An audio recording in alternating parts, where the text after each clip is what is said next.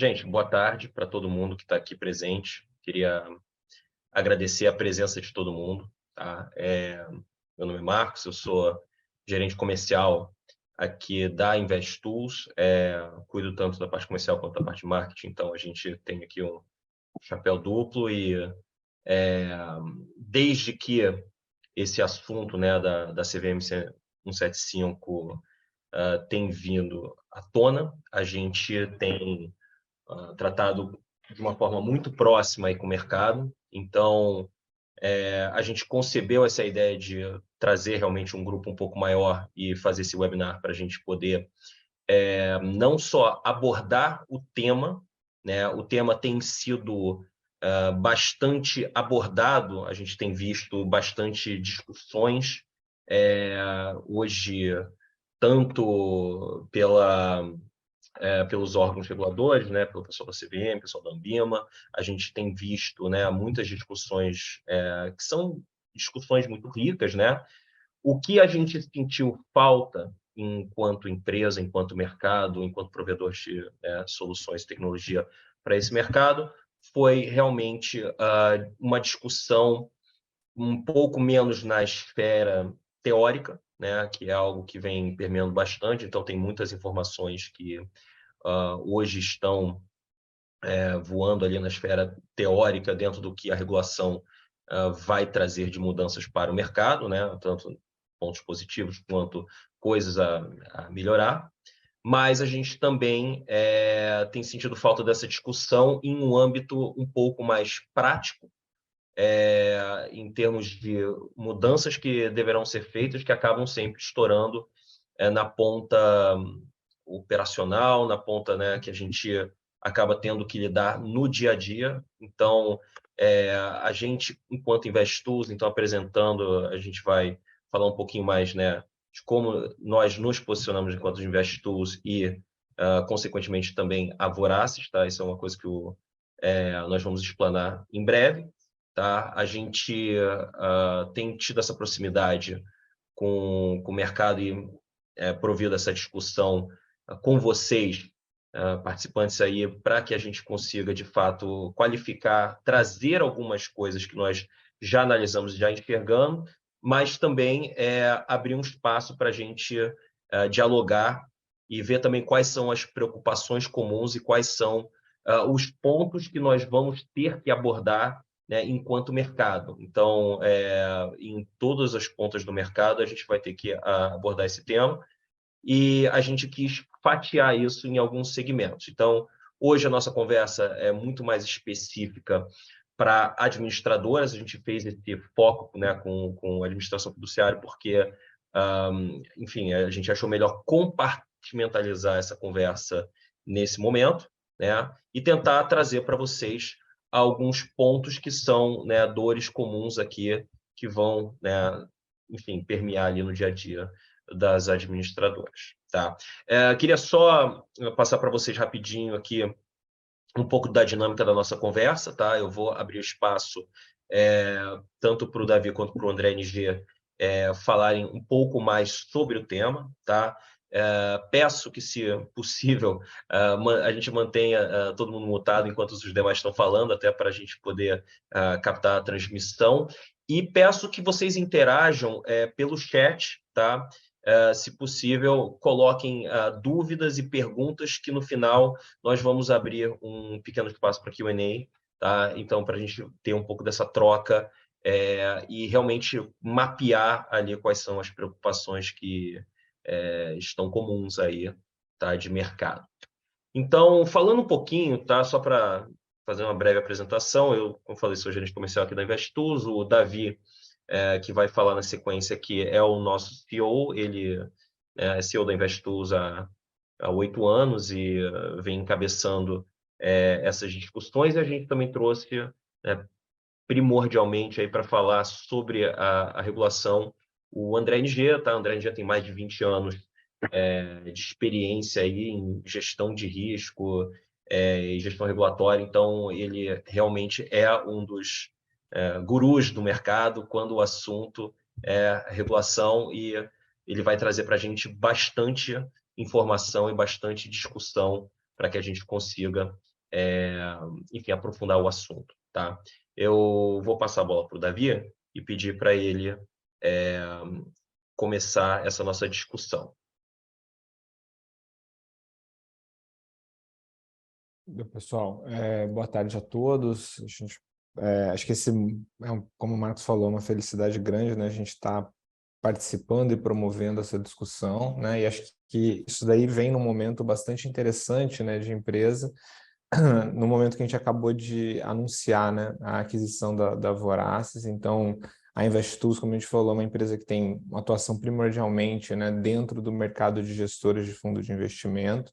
Então, a gente tem, né, enfim, uma atuação bastante grande.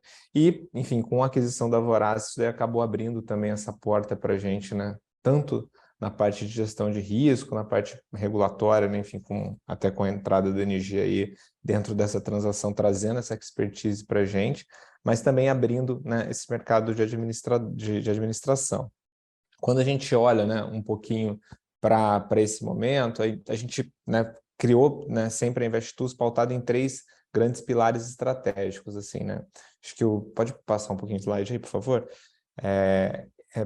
Então, assim, a Investus a gente sempre criou, isso aí, por favor, isso, boa, baseada nesses 3 pilares estratégicos, né? Então, acho que o primeiro deles é a questão da inovação tecnológica. A gente nasceu dentro, né, da incubadora da PUC aqui no Rio de Janeiro, então a gente sempre trabalhou com excelência, ligado ao mercado, né, acadêmico, buscando por inovação tecnológica, né? A gente é uma empresa que está aí há mais de 10 anos no mercado e a gente já iniciou, né, com os nossos sistemas em nuvem, quando ninguém falava disso. Então, enfim, a gente sempre gosta de estar trabalhando na vanguarda tecnológica.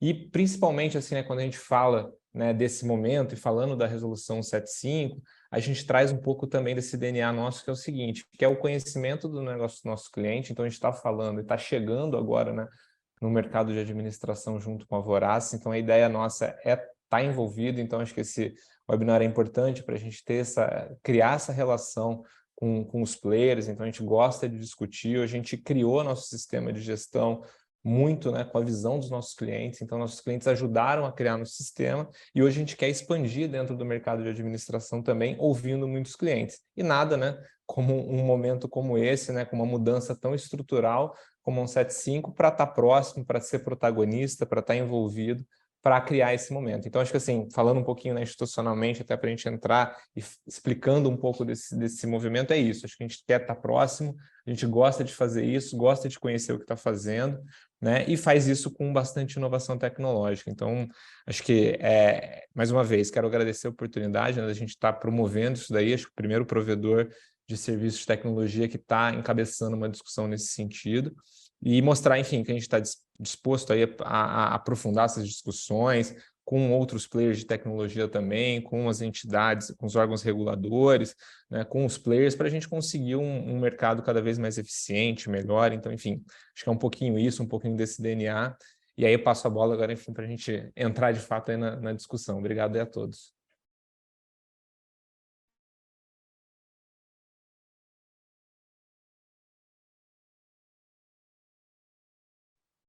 Bom, só para dar uma paginada para todo mundo, então, agora na agenda, tá? Eu vou passar a bola para o André.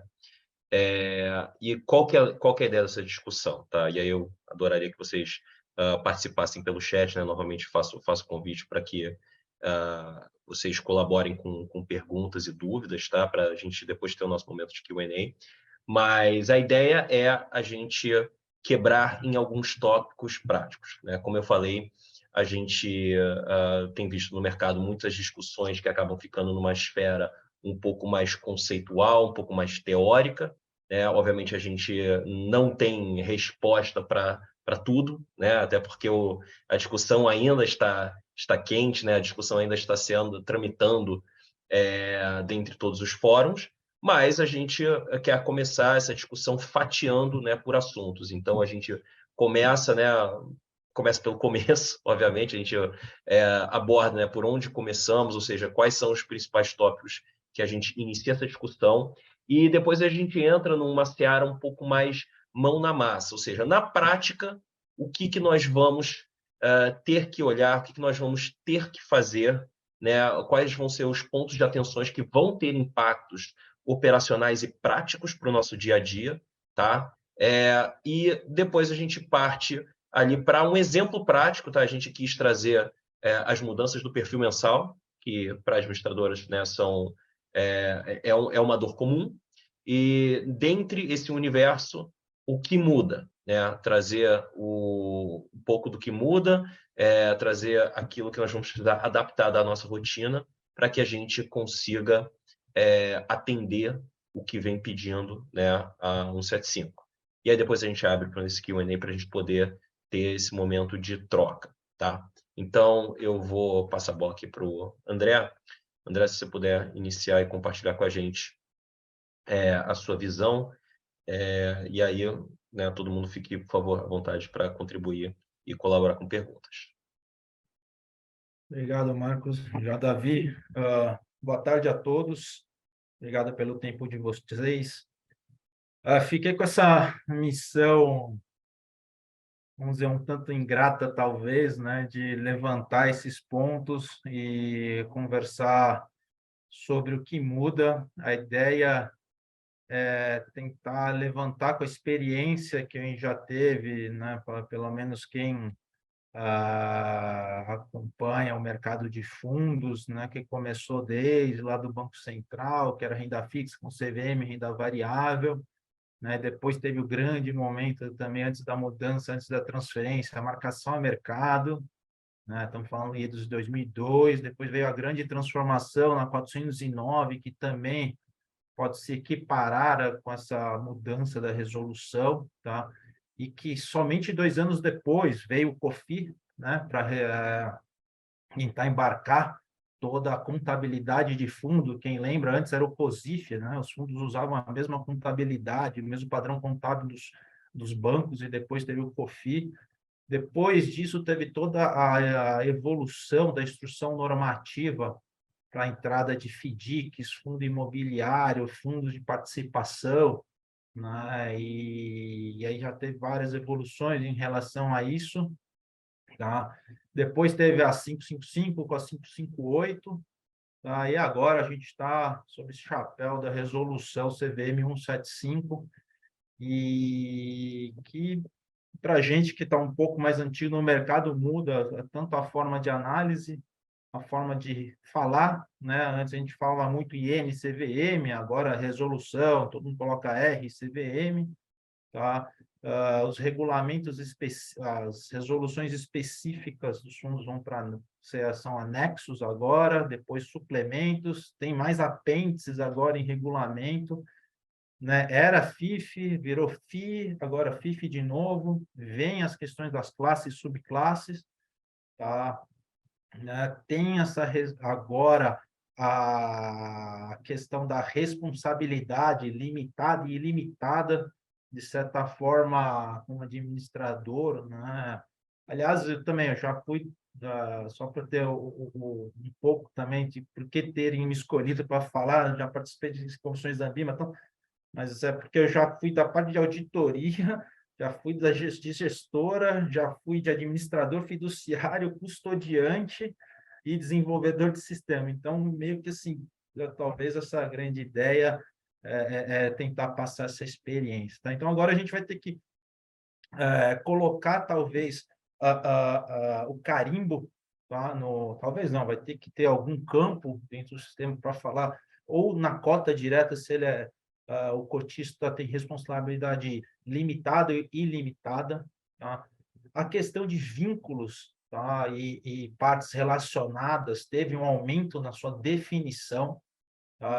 Isso é um ponto que a gente acabou não verificando nas grandes discussões, tá? O que deu para perceber é que aparentemente ainda a CVM está incomodada, a CVM mais a MIMA está incomodada com as informações de parte relacionada em vínculo, né? Então, essa parte está, de novo, tem uma descrição maior até, e reforçando um capítulo, praticamente um texto inteiro sobre vínculo. Então, como com chapéu, né, de responsabilidade fiduciária, de administração fiduciária, talvez esse é um ponto para discutir o que realmente, e como é que a gente consegue carimbar as informações para ver essa parte relacionada. A questão de alavancagem saiu, tá? A questão de alavancagem era sempre uma dúvida, tanto na que era a definição de alavancagem, e a CVM agora colocou essa exposição a capital de risco. O termo é bonito, para quem é da área de risco, é um tema, é uma nomenclatura interessante, legal, mas ainda continua com grandes desafios para ser atendido, e principalmente sendo administrador fiduciário, porque entrou com um conceito de controle de margem, margem bruta, que já vinha, né, da IN, mas com a dificuldade até de cálculo de margem potencial. Talvez a CVM, a Ambima ainda não começou a pegar pesado, mas dado a redação agora, provavelmente ela vai revisar esse monitoramento. Então, para os amigos de administração fiduciária e risco, né, talvez o primeiro ponto é perceber como é que a gente consegue levantar todas essas informações, tanto de margem já chamada, e principalmente começar a atender a solicitação de cálculo de margem potencial. Tá? Esse controle ainda está sob o chapéu do administrador, foi enfatizado agora, tem essa denominação, né? Uma grande crítica do mercado era como é que um administrador poderia começar o seu controle, e a CVM, junto, acho que no primeiro webinar, até o Maeda achou que era boa a ideia, né, de colocar a própria margem da B3, tá? Só que na redação que sai, já saiu com um problema, que, da forma com que foi escrita, é capaz de acabar com o mercado, por exemplo, de fundos long and short e equity hedge, que geralmente são fundos que deixam os próprios ativos em margem, deixam excesso de margem, tá? E aí você vai falar que está alavancado ou não, só porque ele deixou excesso de margem? Então, essa é uma questão também que vai precisar ser revisada. Acho que em um primeiro ou segundo webinar já comentaram sobre essa questão, então, mal saiu, a gente já sabe que vai ter outras alterações, tá? Inclusive porque o anexo veio só com fundos líquidos e FDIC, falta agora ter o anexo do fundo imobiliário, FIP e por aí vai. Tá? Tem uma questão de cotista efetivo também, básica, um texto completo sobre cotista conta e ordem, distribuição, tá? E principalmente porque deve ter formalizado essa questão, porque trocou muito, né? Uma coisa talvez interessante, boa, da 175, essa divisão melhor de risco e responsabilidade entre o gestor e o administrador, né? Então, tem toda essa... E como a 175 fala que o gestor agora fica responsável, né, por contratar os prestadores, então a parte de distribuição devia estar bem mais formalizada, e hoje o mercado de plataforma é o mercado de conta e ordem, então ter essa nova questão, esse termo de cotista efetivo. Tá? Tem outros pontos, mas acho que esses são os principais, talvez, que vão impactar nosso dia a dia. Outros pontos apenas teve uma mudança, talvez, de forma, de nome, então talvez não impacte tanto como a gente pensa na alternativa de solução, tá? Mas, como o Marcos falou, a ideia aqui é ir começando a conversar com o mercado. Acho que a última conversa que teve com os prestadores de serviço, efetivamente tirando aquela reunião grande que a Ambima fez para atender a deliberação de gerenciamento de risco de liquidez, acho que teve uma reunião para falar da audiência pública, acho que não sei se a CVM, a CVM não, a Ambima estava ou não já com a ideia, ou sabendo que poderia sair dia 23 de dezembro, né? Até a CVM pediu desculpas, né, por causa disso, essa correria para sair em 2022, tá? Mas para ver como é que, né, como é que atende a toda a legislação nessa reunião, que acho que a reunião da Ambima foi com os prestadores, foi setembro, outubro, e pelo que eu me lembro, a resolução geral, acho que a percepção geral dos prestadores, principalmente junto com a Ambima, precisamos esperar mesmo que efetivamente vai sair para começar a atuar. Saiu, e agora, do jeito que saiu, de certa forma, até como prestador de serviço, a gente já estava com alguns pontos, né, endereçados, pensando em como, se sair isso aqui, o que deveria ser feito, mas confesso que, assim, eu acho que a gente está meio esperando demais para uma coisa que entra agora em abril, né? Queira ou não, qualquer fundo que começar a partir de abril tem que começar em cima da 175, né? E se começar em abril, no final de abril, dado as experiências que a gente já teve de troca, já tem que enviar no novo modelo. E para quem já participou disso, sabe que corre o risco, faltando uma semana, a Ambima não disponibilizar o novo upload, e aí ter que mandar por arquivo, por e-mail, vem uma deliberação falando, ó, perfil mensal dos próximos 3 meses, mandem por e-mail, sabe? Ou subam no outro link, né? Qual é o risco disso? Mas entre os prestadores, meio que assim, não teve uma organização ainda, se você for ver, né? Tanto da gente, dos concorrentes, de falar como é que a gente deveria atuar, porque uma das grandes coisas interessantes do mercado brasileiro é essa questão da uniformização da informação, né? Tudo via XML, tem um padrão, você tem que mandar informação para a CVM, tem que mandar informação para a Ambima, na forma de troca de arquivos. E se você olhar a resolução 75, há uns flancos abertos em relação a isso, né? Tá? Então, essa ideia então, é começar já a discutir, ver quais são as dores de vocês. A gente sabe que na próxima semana também, acho que tem um parceiro de mercado, a própria Cinca marcando outra reunião, né? Também falando mais sobre a resolução em si, mas te juro, eu confesso que a gente sente pouco falta do que né, do que efetivamente vai ter pronto, o que a gente está realmente trabalhando e como é que a gente vai receber essas informações, ou como a gente vai tratar essas informações, ou mesmo como é que a gente vai atender, né, essa nova resolução. Tá?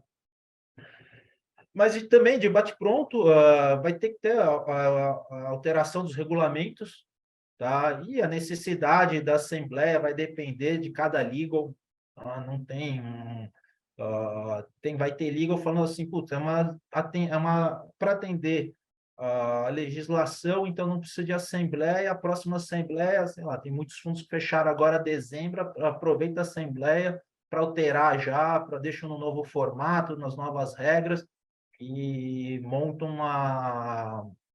não chama uma assembleia mais geral, aí já pelo menos muda o regulamento.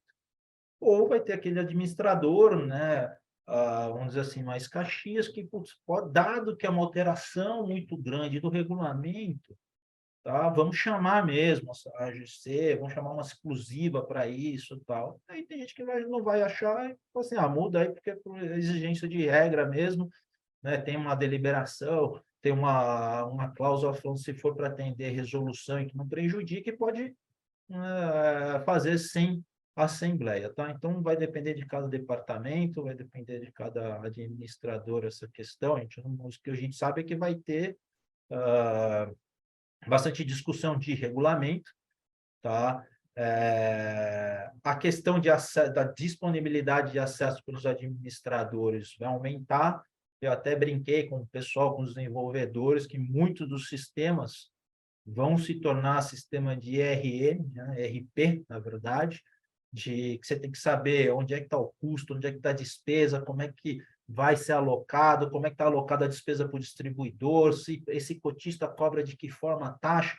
Então, basicamente, reforçou essa necessidade de informação, de captura de grande macro contas, de como é que compõe as contas de despesa, como é que está sendo pago as taxas de distribuição, quanto está sendo pago. Tá? Então, e essa informação tem que ficar disponível, né, ao público depois das assembleias. Então, cada vez mais os sites dos administradores, dos gestores, tá, vão ter mais informação.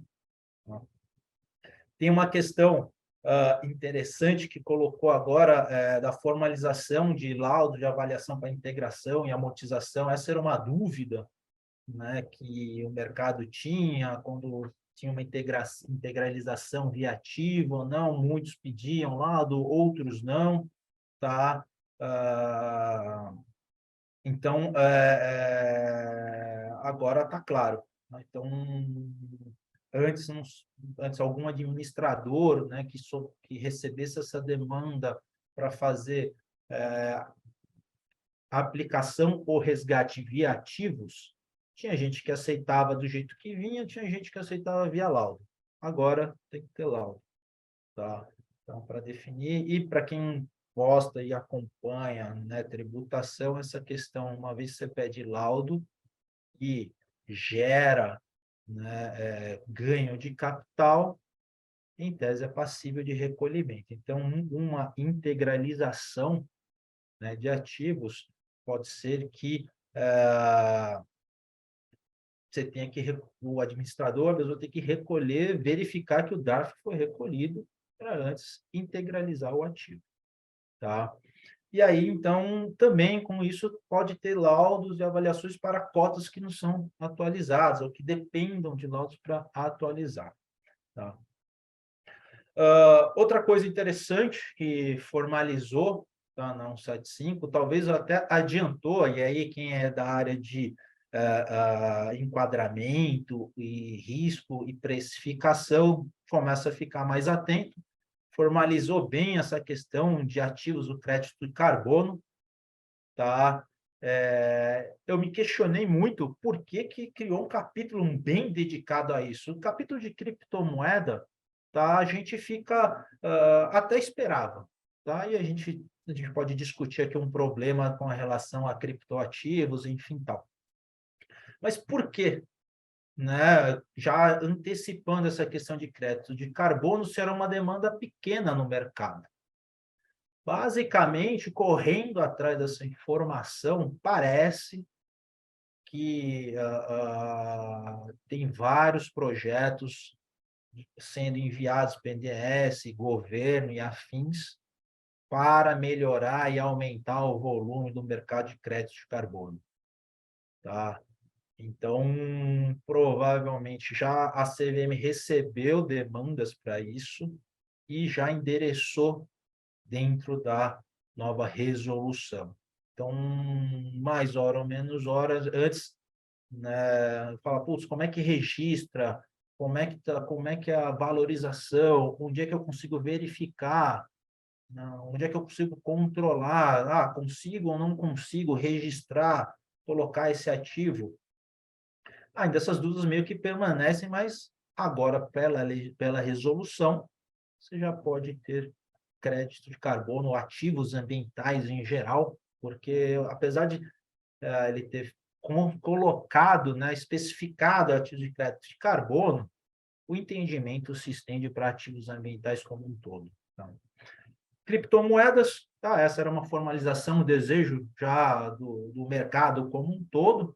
Existem alguns problemas operacionais em relação a isso, tá, que a gente pode também abordar num próximo momento, que é a relação de como você registra, que horas que é o cutoff de preço, tá? Tem uma questão que até vem com essa nova resolução com relação ao preenchimento do XML e do Eisen. Tem criptomoeda que não tem Eisen, tem ativos, tem derivativos de criptomoedas que tem Eisen em cima e tem outros que não.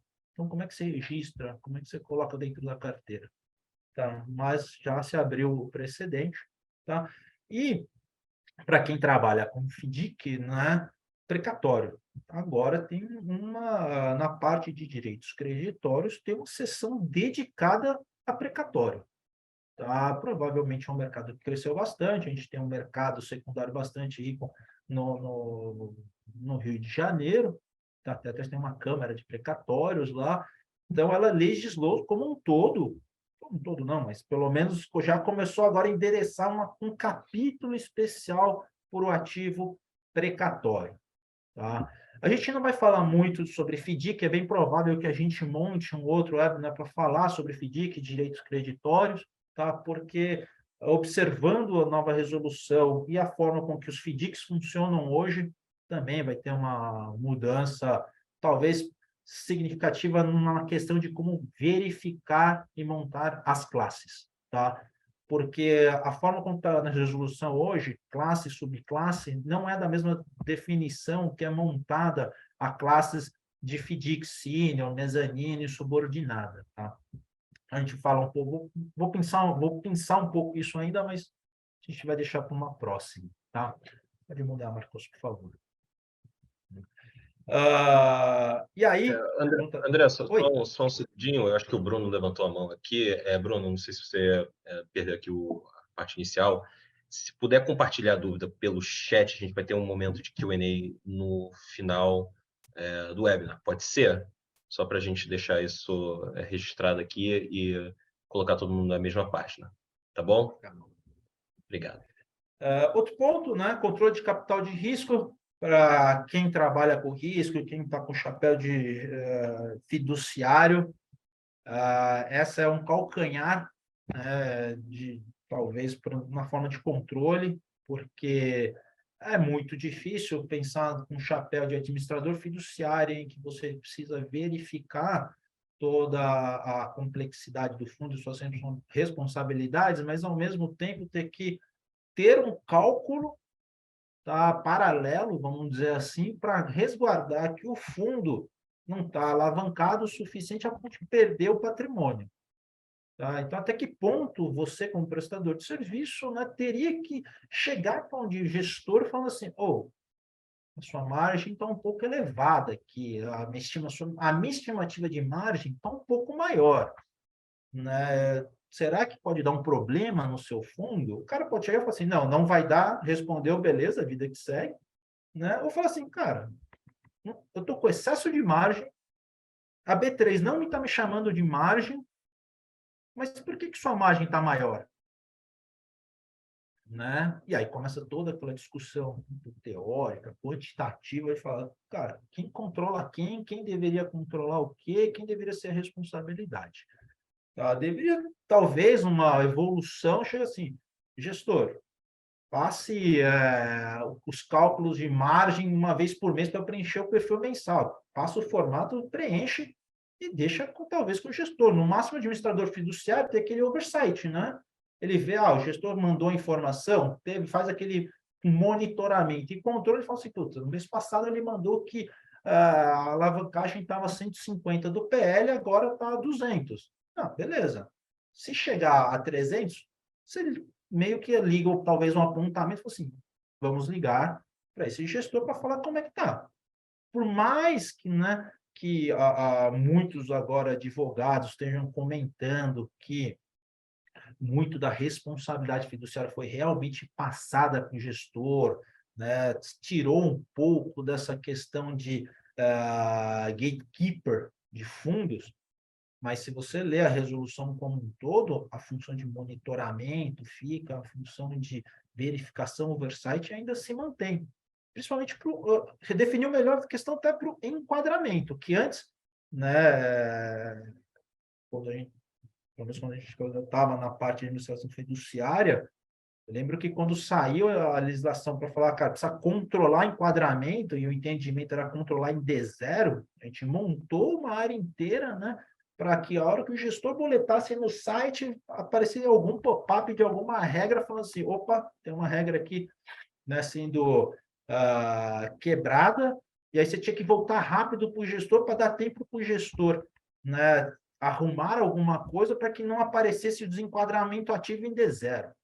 Tá? Depois de a gente montar tudo isso, fazer toda essa coisa, falar que era muito difícil, e mesmo assim eles mantiveram a regra, vem a resolução 75 e fala assim, não, vocês têm que pelo menos verificar em D+1. Tá? Enfim, tirando essa questão, o monitoramento ainda continua, a responsabilidade continua, mas agora é meio que D+1. A questão muito de D0 foi para o gestor, mas a pergunta que fica, né, para os amigos de administração fiduciária vai tirar o controle, vai manter, vai continuar, vai deixar minimamente o que tem, né? Porque quem conseguiu criar alguma coisa está lá, quem solicitou, né, para os provedores de serviço criasse, na hora que boletasse lá no site, algumas regras, agora está vigente. Se o gestor chegar e falar assim, não desenquadrou para mim agora e dê zero, passa a ordem. Entendeu? Vai ter que jogar desenquadramento ativo mesmo, mas tem administrador que não gosta de receber, de informar desenquadramento ativo. Né?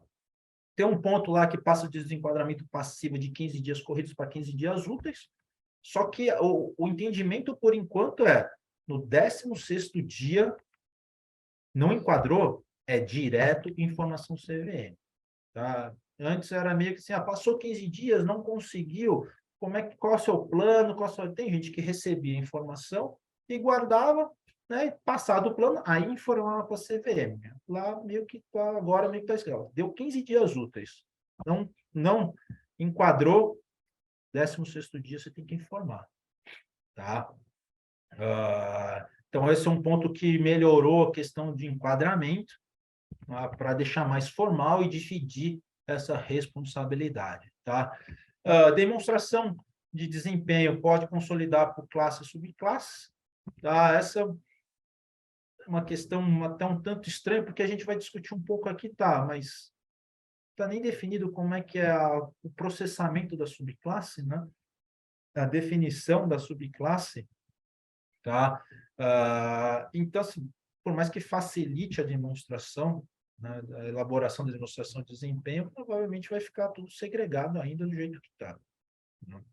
A exigência de identificação dos ativos nos arquivos da carteira, essa é uma parte que talvez envolva até uma discussão sobre um novo XML, nova forma de informação, porque o XML atual não incorpora a subclasse, você não consegue informar a subclasse. Então, mesmo que você tenha um fundo em abril, começando e já tenha uma subclasse, você vai ter que mandar 2 XML, provavelmente. Tá? Você não consegue consolidar ainda a subclasse. Tá? E aí tem um ponto lá que, e aí talvez a gente vai ser uma cutucada no mercado inteiro, tá? Você não quer preencher o WISE corretamente nos arquivos que precisam ser enviados, nas informações da carteira, mas que pelo menos preencha com algum mnemônico passível de ser identificado. A gente sabe que no mercado, assim, na pressa de colocar um ativo, na pressa de identificar o ativo, muita gente coloca 1, 2, 3 asterisco, BR asterisco, 1, 2, 3, 4 BR, e aí manda o arquivo assim para a CVM, manda o arquivo assim para o gestor, manda o arquivo assim para a BIMA. Aí na hora de ver, fala, o ativo não é identificado. Tá? Então, agora está na regra, né, a necessidade de informação do ativo, seja por WISE ou seja por qualquer outro código que vier a ser identificado. E aí, talvez, vai uma cutucada nós, prestadores de serviço. Vamos ter que criar, talvez, um algoritmo de colocar 12 campos. Na hora de o WISE não está, vem esse campo, preenche como passível de identificação, sei lá, concatena informação, e preenche. Minimamente, pelo menos o cara vai mandar lá, não é o WISE, mas ele vai olhar e falar assim, porra, pelo menos não é BR asterisco, é alguma coisa ali. Beleza, agora eu consigo identificar, vai ser CDB 1, 2, 3, sei lá, ITUB, alguma coisa. Beleza, se eu sei que é um CDB do Itaú, e vida que segue, tá? Para deixar preenchido. Isso talvez seja importante, porque para quem acompanha preço, quem acompanha risco e preço, os últimos 2 leilões do Banco Central e Tesouro, né, houve novos vencimentos e demorou mais de 2 dias para ter mais de um título público. E o que a gente faz normalmente quando a gente não tem mais em AD0? Ou clona de outro, né, ou espera chegar. Clonar de outro vai estar preenchido bonitinho, mas na hora que você envia esse arquivo, ou esquece, né, de sobrepor essa informação, a carteira vai com outro ativo. Você vai informar a carteira com outro ativo. Tá? Então, o mercado mesmo assim tem essa questão de falar, tá bom, como é que a gente vai fazer com título? Estou falando, por exemplo, de título público, que deveria ter, antes do leilão, já deveria ter o WISE pronto. Não, teve 2 dias que não tinha WISE, mercado processou, sistemas de risco processaram. Não tem ativo para identificar aqui. Ah, mas é o título público. Cadê o WISE? Como é que você identifica, né? Então, talvez tem que tomar cuidado e, na hora de atualizar o sistema, perguntar sobre essa questão, não deixar que passem novamente esse preenchimento muito genérico. Tá? E na parte final de envio da informação, a lâmina de informações essenciais, tem um detalhe tênue ali que fala sobre alavancagem. Tá? Tem um ponto de atenção lá que a alavancagem agora tem que envolver o que já está depositado em margem e chamada potencial. Né?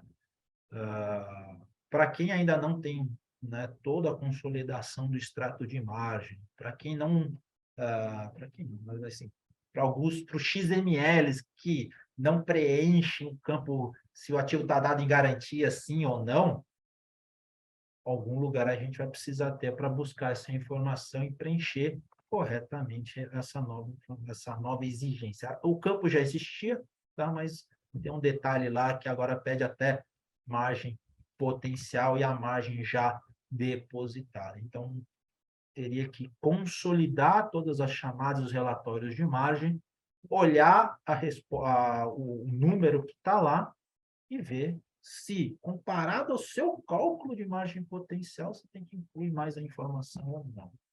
Tá? Isso até para fins de sistema é complicado.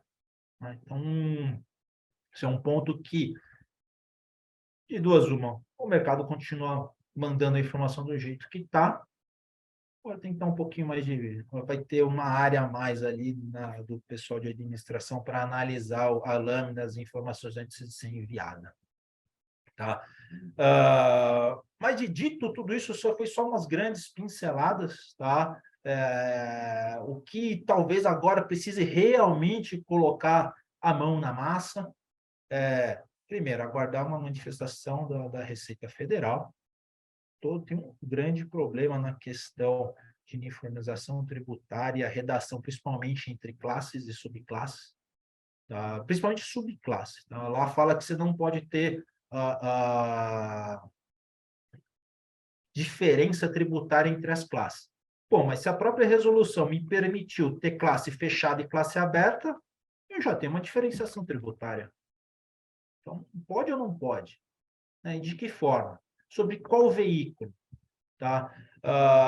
Eu tenho até uma questão que eu tenho assim, pensado e conversado, assim, gente, se é classe subclasse, todas as subclasses, a própria CVM já falou, tal, é um novo CNPJ. Se todo mundo está sob um novo CNPJ, para a Receita Federal, o que ela vê? Ela vê o CNPJ. Então, se eu criar uma classe inteira com um novo CNPJ, mas que está atrelada a um fundo, e eu coloco só ação nessa classe, ela pode diferenciar tributariamente sobre essa subclasse, em detrimento a, por exemplo, um fundo master que é um multimercado. Imagina, se eu tenho um multimercado, eu falo assim, eu gostei da sua estratégia com ações, eu quero uma subclasse só com ações.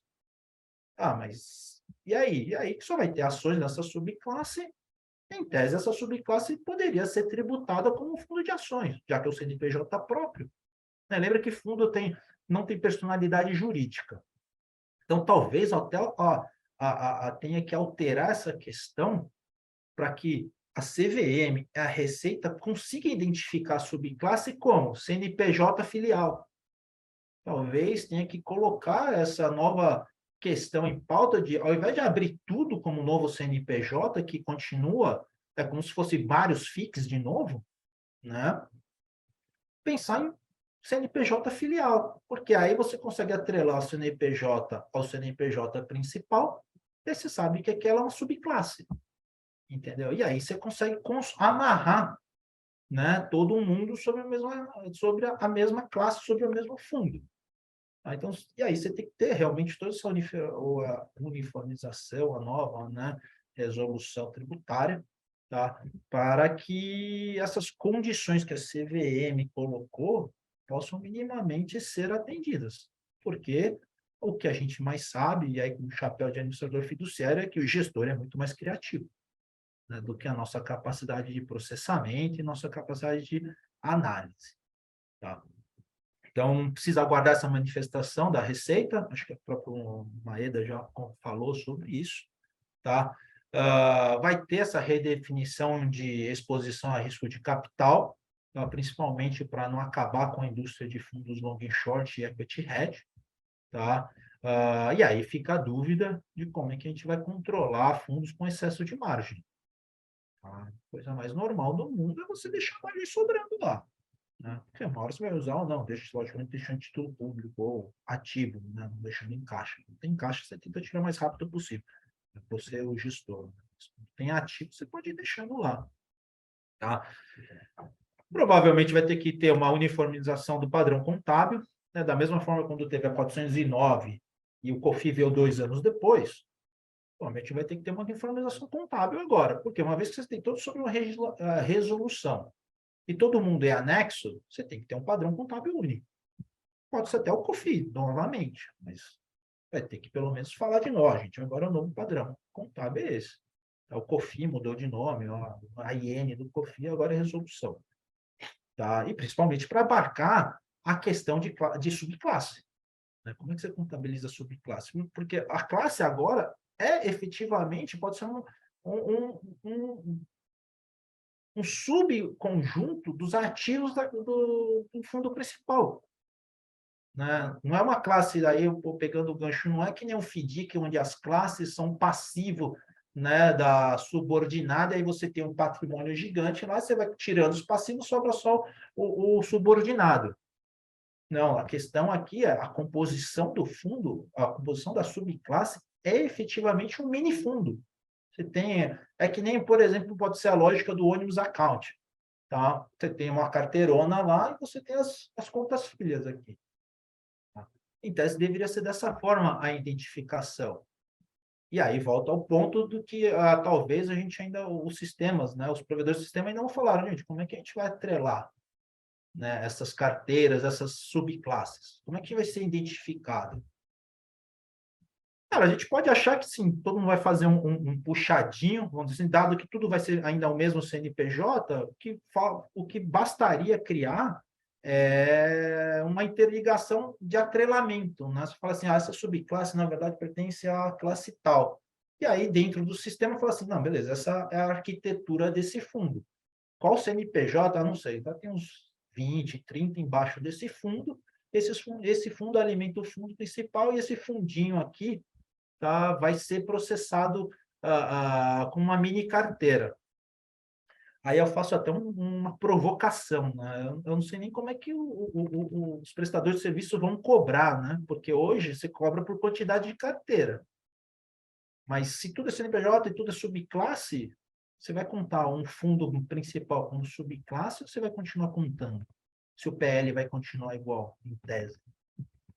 Né? Vale uma discussão do tipo, você vai colocar mais ou menos custos na gente, né? O prestador de serviço da contagem de carteira. Porque na hora você tem um fundo principal, se o cara abrir 10 subclasses, você fala, pô, estou processando 10 carteiras, estou processando uma classe inteira e uma subclasse. Tá? E essa questão de subclasse pode até impactar no atraso dos processamentos, né? Porque você precisa, imagina que você tem classe subclasse e você precisa processar o fundo mãe para depois segregar para a subclasse processar, e aí depois você fazer todo o passivo. Faz outro. Guardando a hierarquia do sistema para não misturar as informações dos cotistas. Vai ter tudo. Literalmente, você tem que garantir que o cotista entrou na subclasse do que ele queria, esse compõe o patrimônio como um todo de classe, tá? E na hora de você fazer a cópia, tem que segregar direitinho.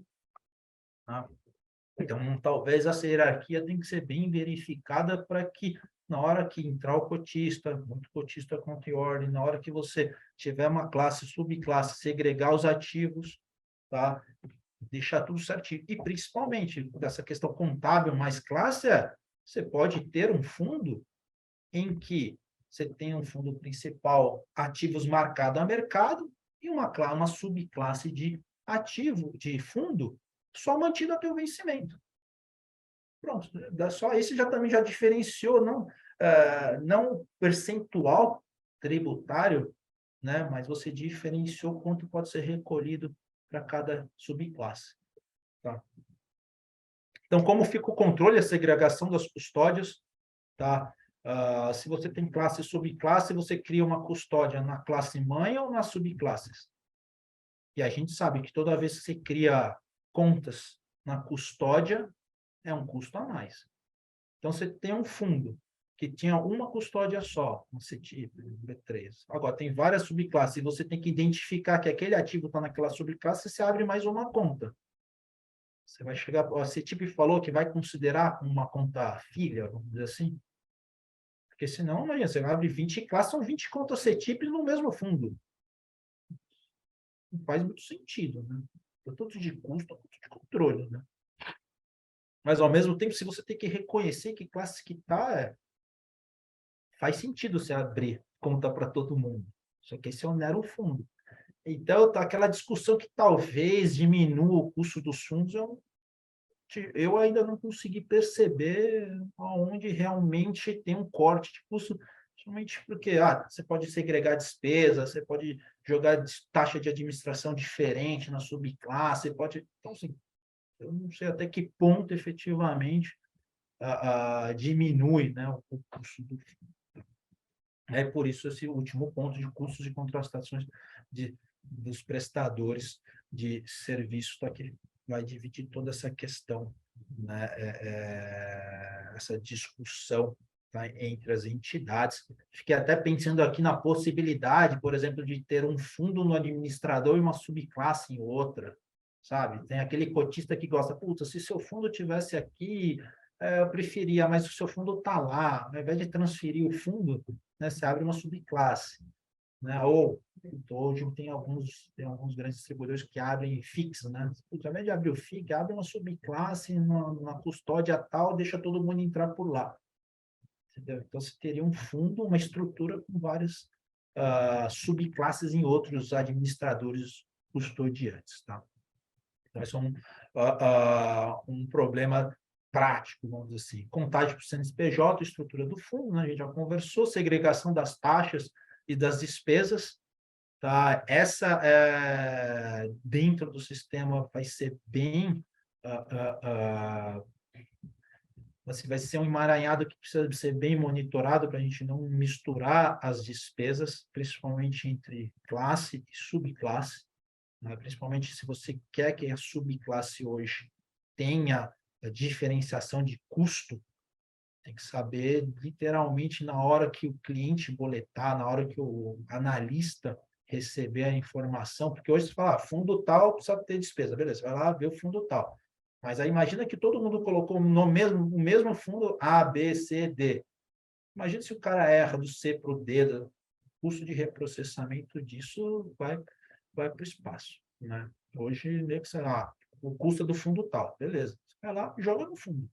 Tá? Mas o custo é do fundo tal, classe A, classe B, classe C. Tá?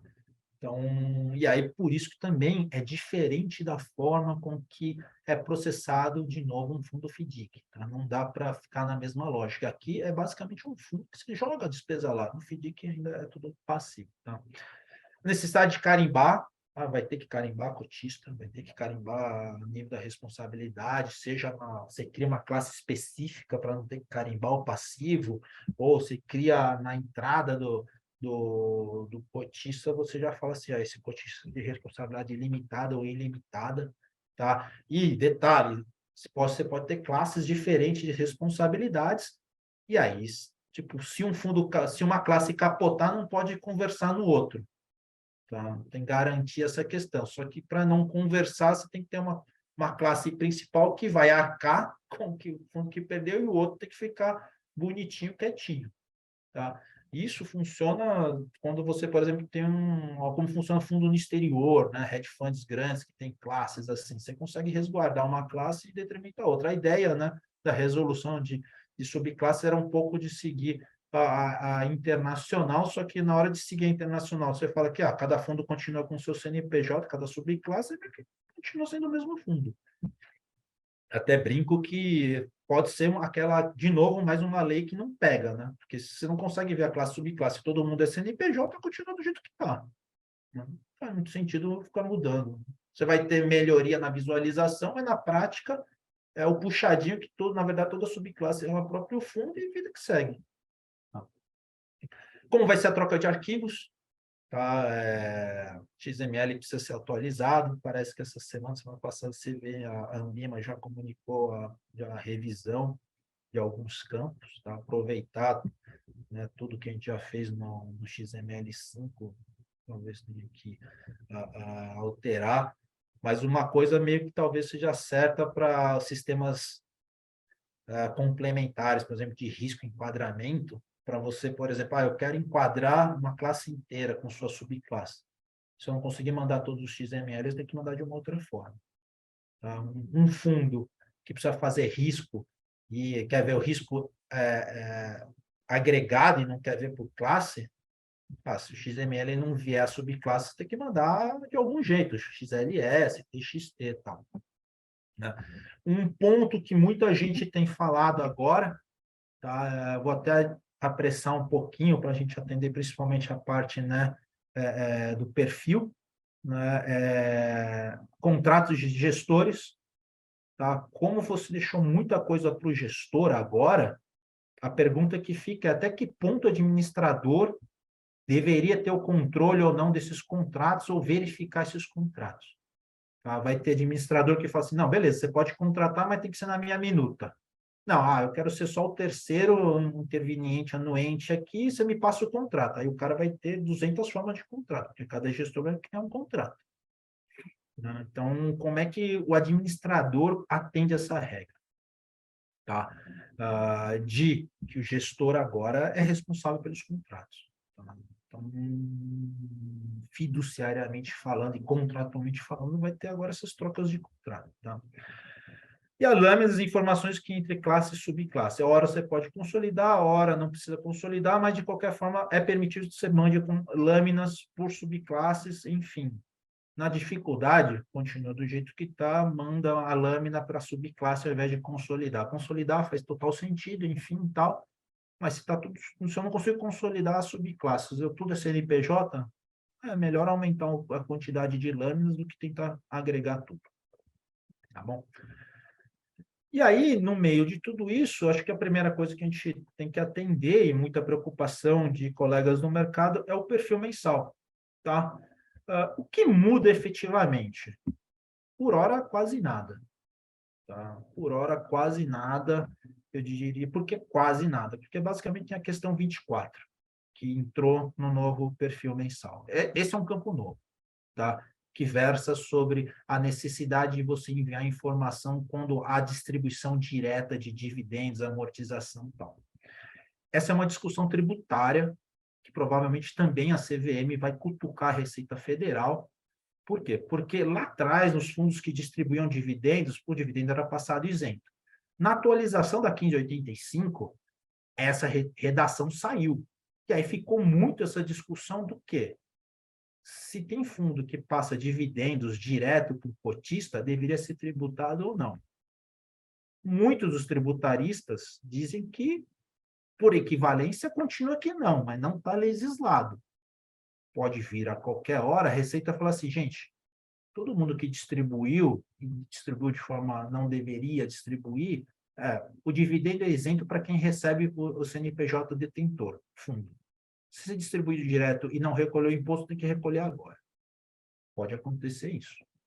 Tá? Ou o fato de falar assim, não, vamos fazer a mesma equivalência do produto, porque o fundo é apenas um veículo. Tá? E tem outra coisa, amortizações que vêm acontecendo que só amortiza juros, né? Ou só amortiza principal. A amortização só juros, você vai lá e recolhe o imposto, mas só o principal, você fica engordando, o cotista fica engordando o fundo e não recolhe imposto. Agora você vai ter que informar. Provavelmente a CVM quer monitorar o tamanho dessas distribuições diretas para os cotistas sem tributação. O envio do perfil ainda continua por classe, tá?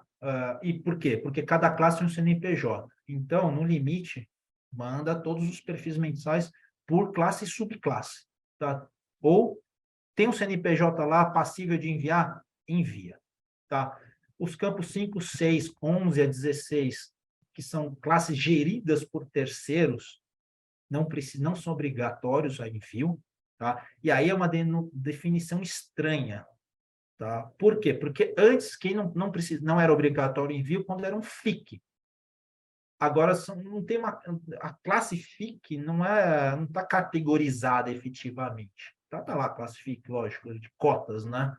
Mas o que está dizendo, acho que é artigo 45, parágrafo 4º lá, quem não deve enviar é ETFs, fundos de classes distintas e fundos que o administrador não consiga ver. Então, assim, se você está lá, é um FIC, você não tem controle, o FIC geralmente você não tem o controle do resto, das artigos você meio que não informa, tá? Então, dá a entender que, assim, continua, tá? Se é o FIC, a obrigatoriedade continua não existindo, tá? Campo 24 é o novo, por hora não há problema se a classe for única, né? O problema também depois é como será a estrutura de informação para definir a hierarquia de envio. Tá? Então, esse é um problema que os prestadores de serviço vão ter que começar a informar, tá? Como é que vai ser enviada essa informação. E aqui eu simplesmente elenquei, né, as informações referente a risco. Por quê? Porque o restante das informações são o que já vinha no perfil mensal anterior. Para risco, do jeito que está, não muda. Tá? O que muda, talvez, quando realmente a 175 estiver full. E aí a pergunta é como é que os sistemas de risco vão trazer as informações para o preenchimento do perfil mensal, caso, por exemplo, você queira consolidar classes, subclasses. Tá?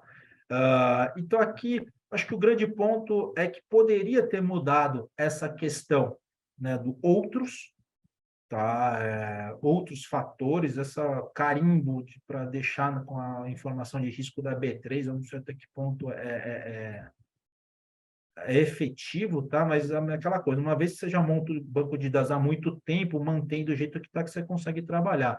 Mas outros é uma coisa que, meio que assim, o sistema pode identificar ou não pode identificar, tá? Então, da forma com que está hoje, então, continua. Para mim, sempre o grande problema é o item 17, tá? O derivativo negociado em balcão. Então, sempre demanda a questão de formalização, a questão de registro. Então, depende muito de como é que o sistema vai vir agora carimbado com derivativos de balcão para ser informado adequadamente o XML, ao mesmo tempo ser informado no perfil mensal e ao mesmo tempo você conseguir mandar essa informação para a CVM e para Ambima. Tá? Então, a parte relacionada a gente falou antes, mais amplo agora a definição, então teria que talvez revisar essa questão de partes relacionadas para preenchimento desse campo no perfil mensal. Tá? E aí, outro campo, já comentado, né, analisar basicamente, né, a rotina operacional para captura dessa informação, os 3 maiores emissores, de título de crédito. A gente sabe que isso ainda é uma demanda estranha nos sistemas, então acharia até interessante, né? Agora que vai ter uma mudança, os sistemas são obrigados a mudar, já coloca esses probleminhas de identificação já no prestador de serviço para a gente conseguir mandar essa informação e como essa informação pode ser preenchida. Tá? E o último ponto é o ponto 24, que a gente comentou sobre a necessidade de envio dessa informação. Tá, então, pense em como é que está a relação e o relacionamento dessa informação de pagamentos direto, repassados diretamente ao cotista, tá, que agora vai ter que vir nesse campo aqui, no perfil, tá bom? Gente, é isso aí. Desculpa ter passado um pouco do tema, tá, mas me agrada falar um pouco sobre isso, apesar de gostar de também colocar alguns bodes na sala, mas acho que isso é uma prática saudável no mercado e essa troca de informação acho que faz todos crescerem. Tá? Obrigado, gente. Agora eu deixo com o Marcos. O Marcos organiza as perguntas. Vamos ver quem consegue respondê-las ou colocar mais problemas aí. André, acho que assim, temos uma primeira pergunta que o Gibson fez um pouco lá no começo, que só para ver se você consegue dar uma luz para ele. Ele mandou uma pergunta aqui, falando que responsabilidade limitada dos cotistas, né? Os atuais fundos que, em seu regulamento, não prevejam que os cotistas podem ser chamados a aportar no fundo para repor perdas. Nesse caso, o regulamento deve ser reformado para complementar o nome do fundo com sufixo responsabilidade limitada. Entendemos que os informes legais, a partir da alteração do regulamento, devem ser emitidos com o sufixo em questão. Correto isso? Como é que é a sua leitura? No limite, deveria ter pelo menos na subclasse. Tá? Para deixar claro. Tem essa questão de sempre o nome do fundo ser claro, as suas responsabilidades, a sua característica. Esse é um ponto que deveria estar claro, da mesma forma que a gente coloca crédito privado, investimento no exterior, tá? Agora vai ter crédito privado, investimento no exterior e responsabilidade limitada ou ilimitada. Tá? Mas essa não é a interpretação de todos, tá? Então, tem gente que fala assim, não precisa, mas precisa estar dentro do regulamento só. Tá? Então, é uma questão que vai depender de cada legal. Mas pensando na questão de resguardo e informação, deveria ter, fundo tal, responsabilidade ilimitada. Fundo tal, responsabilidade ilimitada. No termo de ciência e risco, eu falo assim, você tem ciência que está investindo no fundo de responsabilidade ilimitada? Sim, não? Então, pelo menos o cara lá ticou, para depois não chegar e falar assim, você me vendeu o fundo errado, estou no fundo errado. Entendeu? Então, eu acho que, fiduciariamente falando, é um bom resguardo. Tá? Próximo. Perfeito. Gente, essa foi a única pergunta que veio aqui por chat. Tem mais alguma pergunta? Acho que Bruna levantou a mão em algum dado momento. Quer fazer sua pergunta?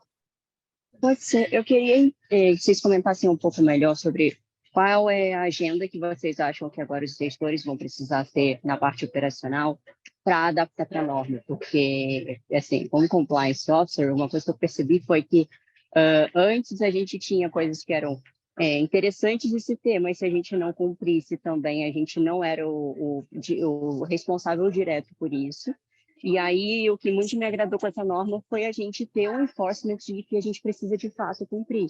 Então, eu acho importante vocês trazerem aqui o que vocês acham que seriam os primeiros passos de adaptação para compliance, legal, operações estarem em conformidade com a norma. Certo. Marcos, eu não sei assim, você quer isso é até um bom ponto assim, para um próximo webinar. Aqui hoje o chapéu está mais administrador, a gente colocar com o chapéu de gestor.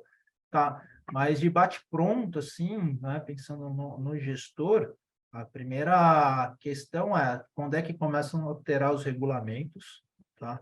Segunda, quando é que começa a alterar o padrão de contratos, dado que o gestor vai começar a contratar, vai poder contratar e muito administrador vai querer realmente repassar esse risco para o gestor. Então, essas formas com que esses contratos que geralmente serão solicitados de distribuição direto para o administrador, provavelmente agora você vai ter que ter a minuta do gestor, tá, validada. Então, todos os seus relacionamentos, pagamentos de rebate, pagamentos de distribuição, enfim, contratação, tá, vão ser no gestor. Eu acho que com um chapéu de compliance, você conseguir minimamente nos comitês, de alguma forma, formalizar que, eu contratei, sei lá, precisei contratar um advogado tal para o fundo, contratei tal, você mostrar que você procurou o melhor preço, o melhor serviço. Tá?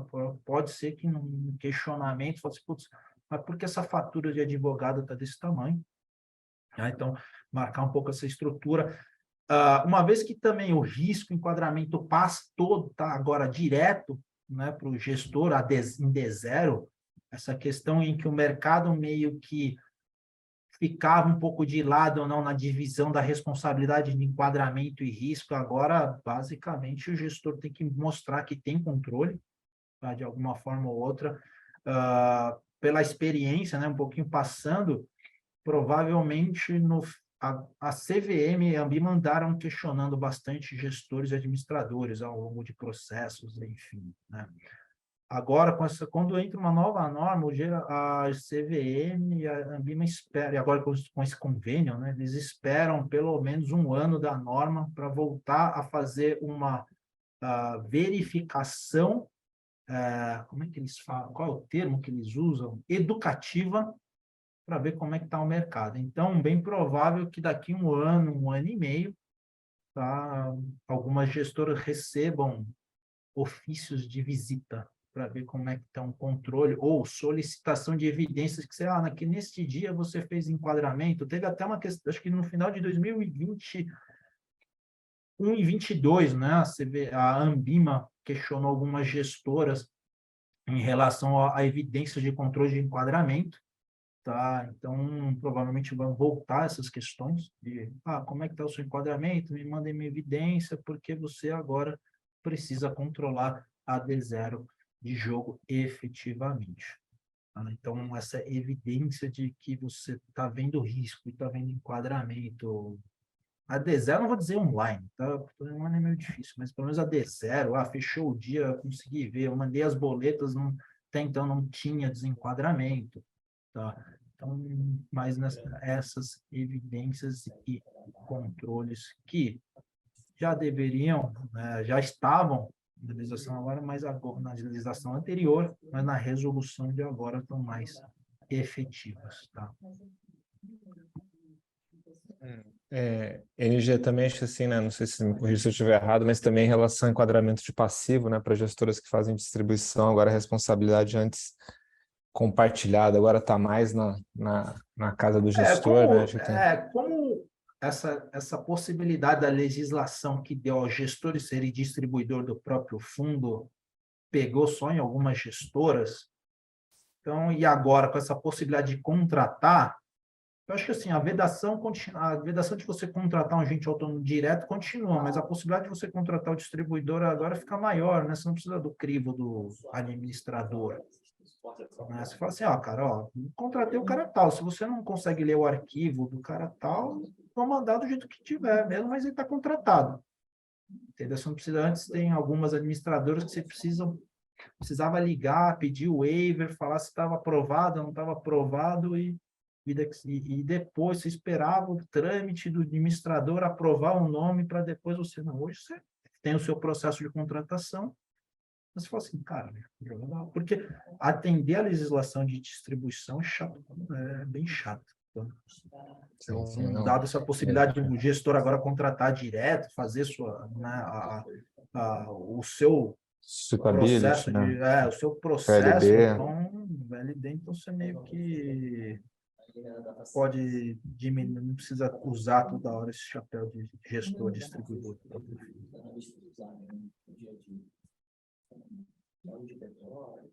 Bom, gente, se não tiver mais nenhuma pergunta, eu queria agradecer a todo mundo pela disponibilidade, pelo tempo. Tá? Pedir até desculpa por ter transcorrido um pouquinho, passado um pouco do tempo que a gente tinha previsto, mas eu acho que a discussão, como o André trouxe, é uma discussão ainda que precisará de mais detalhamento, precisará de novas discussões, né? Então, o que nós estamos propondo aqui realmente é essa aproximação com vocês. Todos receberam convite pelo meu e-mail, então, se tiverem alguma outra dúvida adicional, quiserem saber mais sobre o assunto, quiserem entrar em contato, quiserem dialogar, quiserem bater um papo sobre, enfim, possíveis soluções e possíveis pontos que tenham ficado pendentes, a gente vai manter esse canal de comunicação.